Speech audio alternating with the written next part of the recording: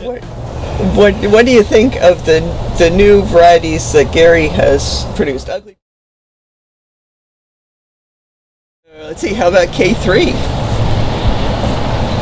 Another one that I really love. The flavor is excellent, but it also has its faults because it will split. And we call it Kathy now, just because it started with a K.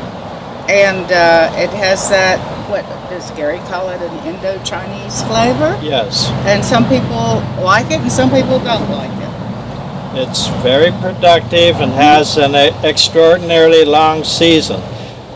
Starting partway through early season, all through mid-season, sometimes into late season. The splits that Marlys mentioned are usually very tiny.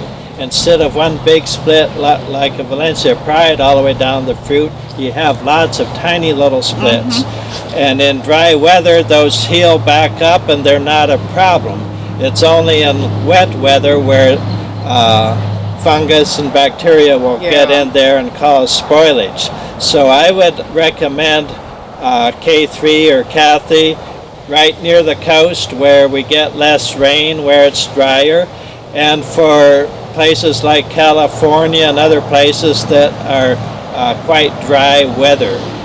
For instance, I recently recommended it to a doctor from Egypt who has a big grove over there.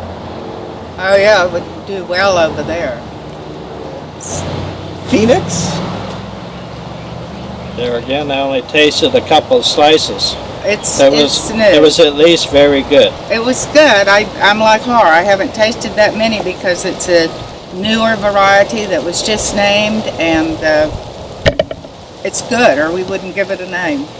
It was named that because Mr. Gary Zill cut the tree down, right stump at ground level, and it came back. So the phoenix from legend was the bird that rose again alive from the ashes of its previous life having been burned to death. That's the phoenix legend. So that original tree sprouted back up from the stump wasn't very big yet in 2015, so maybe it had 8 or 10 fruit on it. And the tree wasn't big and the fruit were reasonably tough, so they all landed on the ground in good condition. So they weren't damaged fruit such as the ones that I felt free to pig out on. So, they're all nice. They all went to the office to sell. And everybody loved the fruit, yes. And peach cobbler? I have found peach cobbler. I have a tree that was top worked at my farm, and it stays clean, and it's very, very good. My problem with peach cobbler is that it's a green mango, but when you cut into it, it's orange inside, and it has a peach cobbler flavor that is just delicious. It's very delicious. I like juicy peach, and it stays clean and is very productive at my farm out in Waxahachie. And it has some color, and I have a fit of keeping the birds away from it. It's one of their favorites. Yes, the juicy peach color is outstanding. It's beautiful. It's an unusual, like iridescent pink color, and so that's why the birds notice it.